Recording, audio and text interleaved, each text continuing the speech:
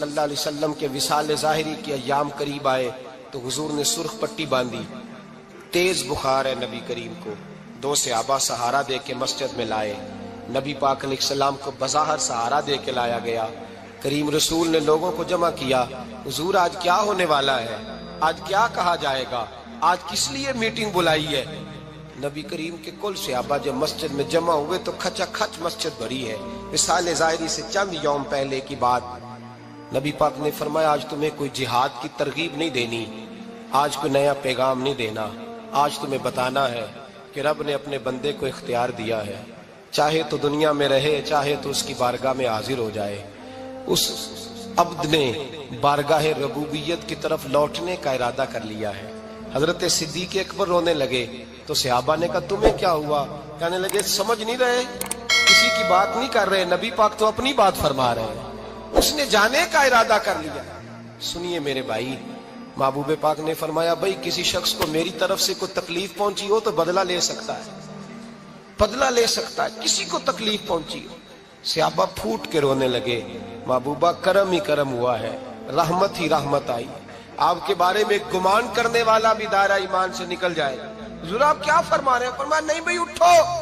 پیچھے سے جناب عکاشہ بن محصن اٹھے، ہاتھ کانپتے ہیں، آگے بڑھے، کہنے لگے یا رسول اللہ ایک جنگ کے موقع پر آپ نے درہ مارا تھا، ننگی پیٹھ پر صفیں سیدھی کراتے، بات دل میں رہ گئی ہے، میں نے بدلہ لینا ہے۔ نبی کریم نے فرمایا بلال دوڑ کے جاؤ، فاطمہ کے گھر درہ پڑا ہے، درہ لاؤ۔ سیدنا بلال حبشی کہتے میں گیا، دستک دی، سیدہ طیبہ طاہرہ حضرت فاطمہ فرمانے لگی بلال کیسے آئے ہو؟ اماں جی وہ درہ چاہیے تھا۔ سیدہ کو تشویش ہوئی، کہنے لگے بلال نہ تو جنگ پہ جانا ہے، نہ جہاد ہے، نہ کوئی ایسا موقع ہے، حضور کی تو طبیعت مبارک بظاہر بڑی علیل ہے، درہ کیا کریں گے؟ حضرت بلال عرض کرنے لگے اماں جی ایک صحابی بدلہ لینے لگے ہیں، صاحب طبقات نے جملے لکھے ہیں، کہتے ہیں بی بی صاحبہ نے درہ بھی دیا اور امام حسن حسین کو بھی باہر نکالا۔ فرمانے لگی عکاشہ سے کہنا 100 درے مارے، ان 2 شہزادوں کے جسم پر نبی پاک کے قریب نہ جائے، میں نے 2 بچے پیدا ہی اپنے محبوب پر قربان کرنے کے لیے کیے، ان کو لے جائے۔ حضرت بلال کہتے میں 2 شہزادے لے کے آیا، اور جب دروازے میں میں لے کے پہنچا تو نبی پاک نے دیکھا تو آنکھوں میں آنسو آ گئے، فرمایا ان کو بٹھا دو، مجھے پتا ہے فاطمہ نے کیا کہہ کے بھیجا ہے۔ حضرت سیدنا بلال فرماتے ہیں درہ میں نے جناب عکاشہ کو دیا، حضرت عکاشہ درہ لے کے آگے جو بڑھے تو حضرت ابو بکر صدیق نے ان کے پیروں پہ ہاتھ رکھا، فرمایا عکاشہ میری طرف آ یار، مجھے مار درے، نبی پاک کے قریب نہ جا۔ مصطفیٰ کریم نے فرمایا ابو بکر تو ہٹ جا، اسے آنے دے۔ فرماتے میں چند قدم آگے گیا تو مولا علی شیر خدا نے میرے پیر پہ ہاتھ رکھا، کہنے لگے عکاشہ سوچ تو صحیح تو کیا کر رہا ہے؟ حضور نے فرمایا علی ہٹ جاؤ، میرا اور ان کا معاملہ ہے۔ جناب عکاشہ آگے بڑھ رہے، نبی کریم نے فرمایا میں اپنی امت کو درس دینا چاہتا ہوں، خبردار خبردار زندگی میں تمہارے ہاتھ سے زبان سے کسی کو تکلیف نہ پہنچنے پائے، خبردار یاد رکھنا وہ معاشرے بگڑ جاتے ہیں، وہ معاشرے تباہ کر دیے جاتے ہیں جہاں ظلم ہوتا ہے، جہاں زیادتی ہوتی ہے، جہاں لوگوں کو ستایا جاتا ہے۔ محبوب کریم کے قریب آئے حضرت عکاشہ کہ حضور میری پیٹھ ننگی تھی، آپ بھی ذرا کپڑا ہٹائیے۔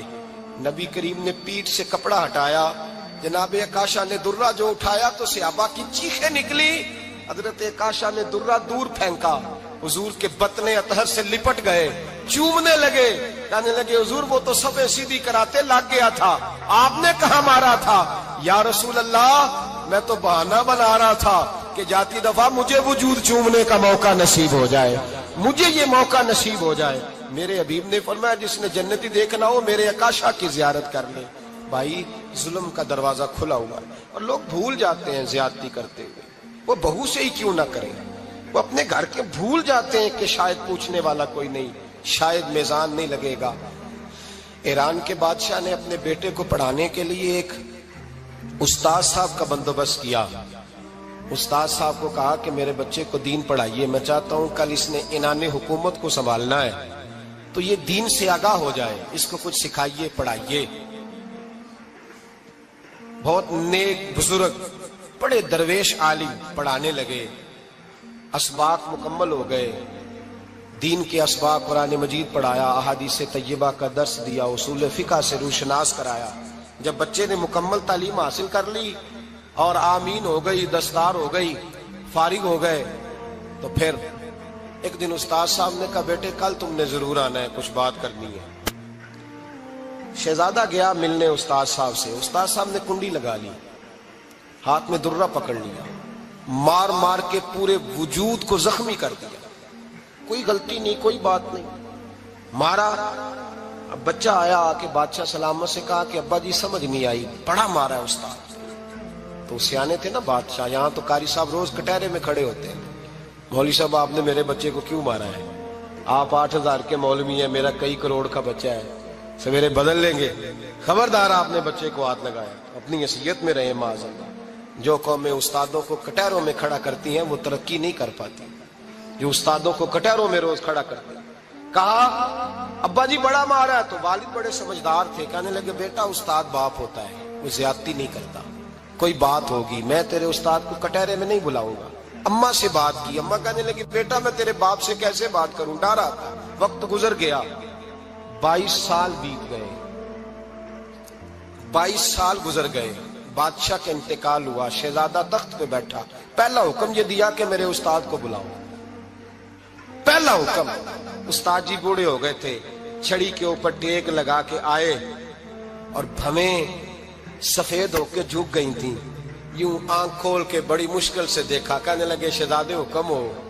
کم میں شہزادہ نہیں، اب میں بادشاہ بن گیا ہوں۔ استاد جی 22 سال بیت گئے، آپ نے مارا تھا، پر وہ درد چونکہ زیادتی کی تھی، میرا قصور کوئی نہیں تھا، تو نہ میری روح سے درد گیا ہے نہ میرے جسم سے گیا ہے، میں بے اختیار تھا، پوچھ نہیں سکتا تھا، آج با اختیار ہوا ہوں۔ سب سے پہلے پہلا حکم آپ کو دیا، بلایا ہے، بتائے کیوں مارا تھا، کیوں مجھے مارا تھا، میری زیادتی بتائے۔ تو استاد، بوڑھے استاد کی آنکھیں آنسوؤں سے بھر گئیں، کہنے لگے بیٹے بس آج کے دن کے لیے مارا تھا، یہ جو دن آ گیا نا میری زندگی میں اس لیے مارا تھا، یہ میں چاہتا تھا میری زندگی میں وقت ہے، آج کے بس میری مراد پوری ہو گئی۔ کہا صاحب کس لیے، مجھے بھی سمجھائے۔ آپ فرمانے لگے کتنی دیر ہو گئی تجھے مار کھائے ہوئے، کتنا زمانہ بیت گیا؟ کہنے لگا 22 سال۔ فرمایا زخم بھولے تو نہیں، درد ختم تو نہیں ہوئی، تمہیں بات ایک منٹ کے لیے بھی تمہارے حافظے سے محو تو نہیں ہوئی؟ کہا استاد جی روز رات کو یاد آتی، روز خیال آتا تھا۔ استاد کہنے لگے بھائی تو بے اختیار تھا، پوچھ نہیں سکا، 22 سال تجھے یاد رہا، مجھے پتا تھا تو ایک دن حکمران بنے گا، میں نے تجھے اس لیے مارا تھا کہ بیٹے یاد رکھنا، کسی پہ ظلم نہ کرنا، اگر تجھے 22 سال تک یاد رہا ہے تو جس پر تو ظلم کرے گا اسے بھی قیامت تک یاد رہے گا، اور یہ یاد رکھنا تو آج با اختیار ہوا تو تو نے مجھے بلا لیا ہے، قیامت کے دن غریب با اختیار ہو جائیں گے، مظلوم با اختیار ہو جائیں گے، وہ با اختیار ہوں گے للہ الواحد القہار، رب کریم کی بارگاہ کے اندر ان کا اختیار ہوگا، اکیلے اللہ کی حکمرانی ہوگی، پھر وہ بلائیں گے بڑے بڑے کج کلا، دنیا میں جن کی پگڑیاں اونچی تھیں وہ سر جھکائے کھڑے ہوں گے، دنیا میں جو ڈکٹیٹر بنتے تھے ان کی پشتیں لال ہوں گی، ان کو غدار لکھا جائے گا، قیامت تک نہیں بھولے گا۔ ظلم کرنا تو سوچ سمجھ کے کرنا، اتنا کرنا جتنا تم سہ سکتے ہو، اتنی زیادتی کرنا جتنی قیامت میں تم برداشت کر سکتے ہو۔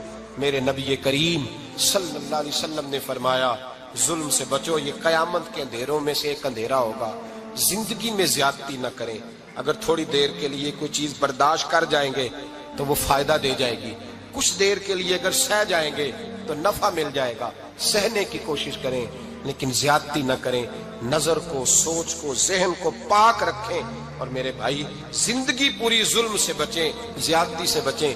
امیر المومنین حضرت جناب سیدنا عمر فاروق رضی اللہ تعالیٰ عنہ رات گھر میں تھے تو رونے لگے، بڑی دیر تک روتے رہے، والدہ اٹھی تو صاحبزادے سے کہنے لگی پتہ کرو تمہارے باپ کو کیا مسئلہ ہے۔ شہزادے آئے، کہنے لگے امیر المومنین والد گرامی کیا ہوا؟ تو حضرت عمر فاروق کہنے لگے بیٹا اپنی اماں کو بلاؤ۔ والدہ آ گئی، کیا بات ہے، کچھ طبیعت خراب ہے تو حکیم کا بندوبست کیا جائے۔ تو حضرت عمر کہنے لگے کچھ بھی نہیں، آج مسجد سے نکلا ہوں تو نبی پاک کے صحابہ میری تعریفیں کر رہے تھے۔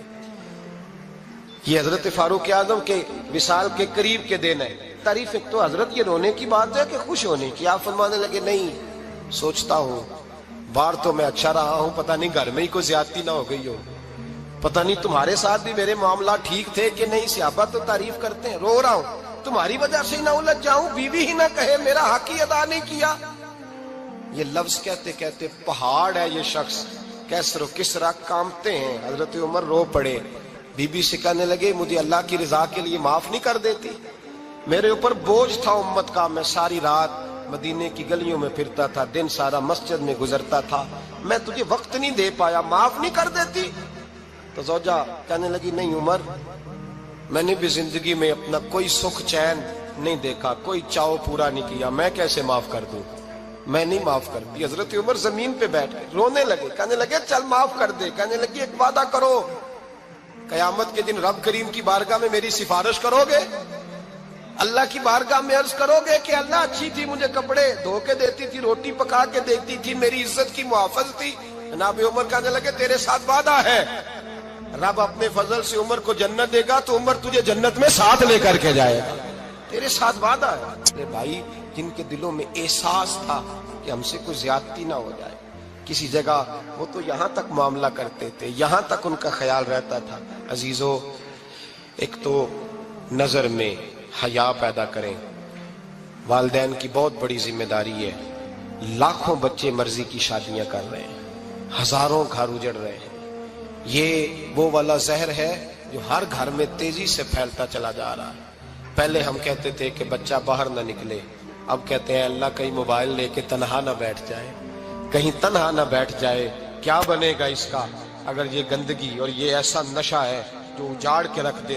بخاری شریف میں حدیث ہے، قاضی ایاز مالکی رحمۃ اللہ علیہ نے بڑی تفصیل سے لکھی ہے، راوی حضرت انس بن مالک ہیں۔ ایک بندہ بڑی دور سے آیا نبی پاک صلی اللہ علیہ وسلم کی زیارت کے لیے، بڑی دور سے۔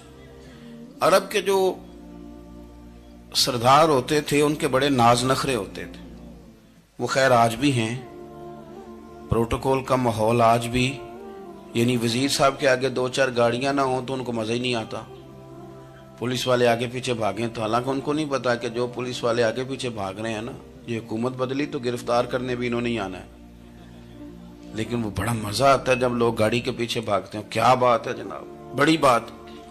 اور ہماری طبیعتوں میں پتہ نہیں کون سی، تو نبی پاک صلی اللہ علیہ وسلم کی خدمت میں وہ شخص بڑی دور سے آیا، تو عرب کے بادشاہوں کا مزاج تھا، پروٹوکول بڑا چاہتے تھے، ان کا تو یہ طریقہ تھا کہ حکمرانی کرنی ہے جیسے بھی ہو۔ اگر کسی غلام نے دھوپ میں بندھا رہ گیا، اونٹ اور چھاؤں میں نہیں باندھا تو درے مارتے تھے، اور اگر اس نے کھول کے باندھ دیا تو پھر بھی مارتے تھے، کہتے تھے اتنا سیانا ہو گیا تو انہیں پوچھا ہی نہیں، خود بخود ہی باندھ دیا۔ وہ شخص حضور کی بارگاہ میں آیا اور بہت سارے لوگوں کے پاس کیونکہ وہ جاتا تھا اپنے سربراہ کا پیغام لے کے، تو وہ کانپ رہا ہے جب حضور کی بارگاہ میں گیا، ڈر رہا ہے۔ اب ذرا بات کو سمجھنا، نبی پاک صلی اللہ علیہ وسلم نے اس سے فرمایا کیوں ڈرتے ہو؟ سادہ آدمی ہے، دیہاتی ہے، بدو ہے۔ اللہ کے رسول نے تھپ کی دی، کیوں ڈرتے ہو؟ تو کہتے حضور مجھے آداب نہیں آتے اور مجھے ڈر آتا ہے، کوئی بات اگر ایسی ہو گئی، آپ مدینے کی حکومت کے سربراہ ہیں، تو کہیں آپ ناراض نہ ہو جائیں۔ حضرت انس بن مالک فرماتے ہیں بات کہاں کی تھی، پہنچ کہاں گئی؟ جب اس نے یہ کہا نا کہ آپ تو حکومت کے سربراہ ہیں، کہیں کوئی غلطی نہ مجھ سے ہو جائے، تو نبی پاک کی آنکھوں میں آنسو آ گئے، حضور رونے لگے، اور نبی پاک صلی اللہ علیہ وسلم فرمانے لگے نہ بھائی، تو کسی حکومت کے سربراہ کے پاس نہیں آیا، نہ تو اس بیٹے کے پاس آیا ہے جس کی ماں گوشت کے خشک ٹکڑے کھا کے بھی گزارا کر لیتی۔ میں تو ایک غریب ماں کا بیٹا ہوں،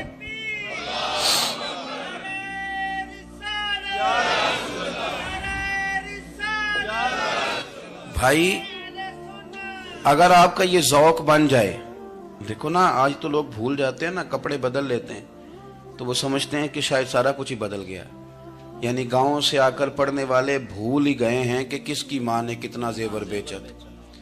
لوگ بھول جاتے ہیں چیزوں کو، اپنے ماضی کو یاد رکھیں، آپ لوگوں کے ساتھ پیار کریں، آپ لوگوں کو موقع دیں، آپ تھوڑی سی اور کوشش کریں اس شخص تک جانے کی جو آپ کو مایوس نظر آ رہا ہے، پریشان نظر آ رہا ہے۔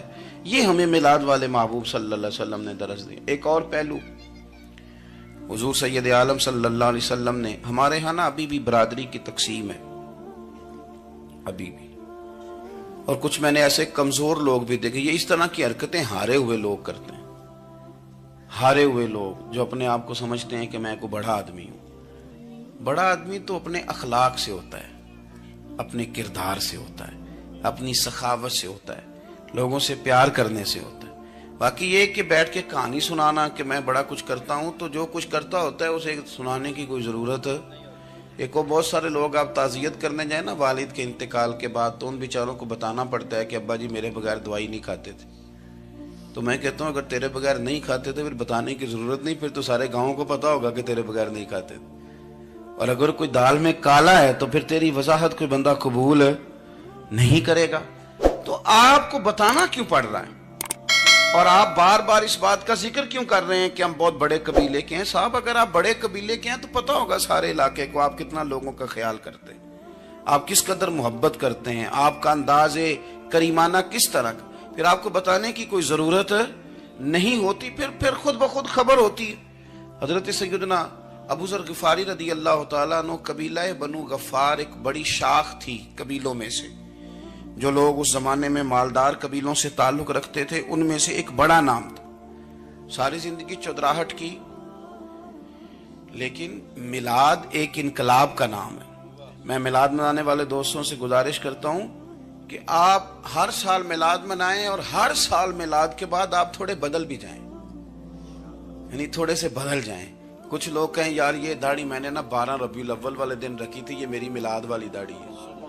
اور داڑھی رکھیں بھی نبی پاک کی مرضی کی. کس کی مرضی کی؟ نہ ناراض ہو جائے جی میں ٹور چلا بس. کس مرضی کی جی؟ اپنی مرضی کے نہیں. داڑھی کا وزن کو نہیں ہوتا کہ پوری مٹھی رکھیں گے تو آپ کو کوئی دقت ہوگی, کوئی وزن نہیں. پوری رکھیں, جو حضور کا طریقہ مبارکہ ہے جو ہمیں ملتا ہے اس پر آپ توجہ فرمائیں. تو میں جو بات عرض کرنے جا رہا ہوں وہ میلاد انقلاب ہے. حضور سید عالم صلی اللہ علیہ وسلم کی بارگاہ میں آنے سے پہلے لوگ کچھ اور ہوتے تھے, اور یہاں سے ہو کے جاتے تھے تو پھر ان میں تبدیلی آتی تھی.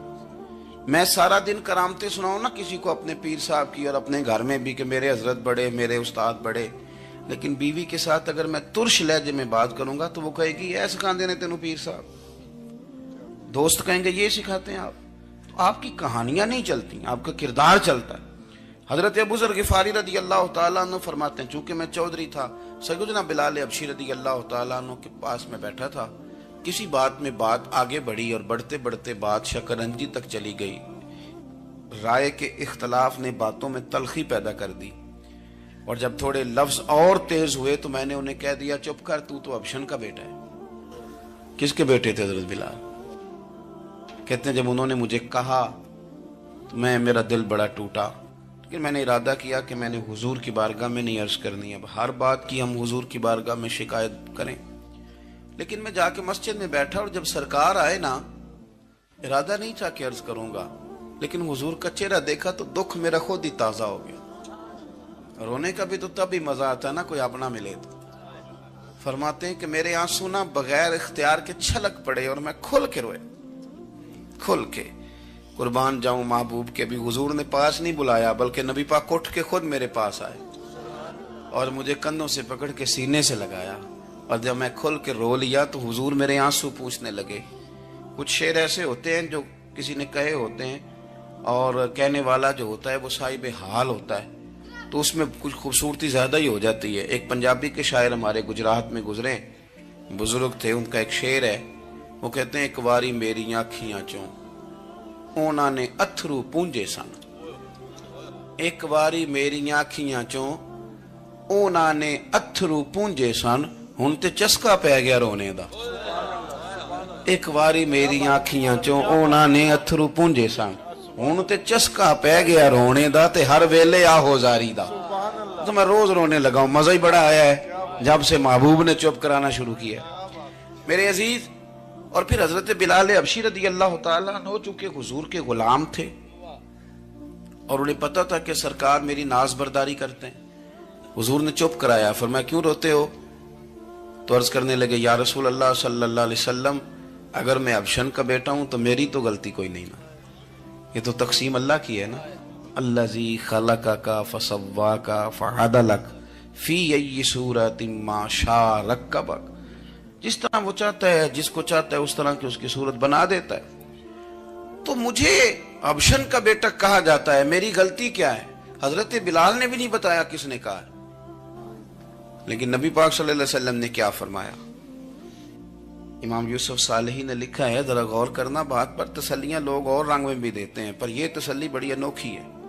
حضور فرمانے لگے، بلال اگر تو ابشن کا بیٹا ہے تو پریشان کیوں ہوتا ہے؟ کالے رنگ والی ماں کا بیٹا ہے تو پریشان کیوں ہوتا ہے اگر تیری والدہ کا رنگ کالا ہے تو؟ عرض کی، حضور آپ کیا فرمانا چاہتے ہیں؟ تو سرکار فرمانے لگے، میں دو ماؤں کا بیٹا ہوں، ایک جناب آمنہ جنہوں نے مجھے پیدا کیا، اور ایک حضرت ام ایمن جنہوں نے میری پرورش کی، مجھے بڑا کیا۔ حضور فرمانے لگے، میری ماں آمنہ کا رنگ گورا تھا اور میری ماں ام ایمن کا رنگ کالا ہے۔ تو فرمایا، اگر تجھے کسی نے کالے رنگ والی ماں کا بیٹا کہا تو اسے کہہ دینا مدینے والی محبوب کے بھی تو ایک والدہ کا رنگ کالا ہے، تو کہہ دینا۔ حضرت بلال کہتے ہیں کہ وہ اس طرح کی تسلی تھی، طفل تسلیاں نہیں جس طرح کی ہمیں دی جاتی، وہ اس طرح کی خوبصورت تسلی تھی کہ اس کے بعد میرا دل ایسا ٹھنڈا ہوا، پھر کسی کا تانا نہیں رہا، پھر کسی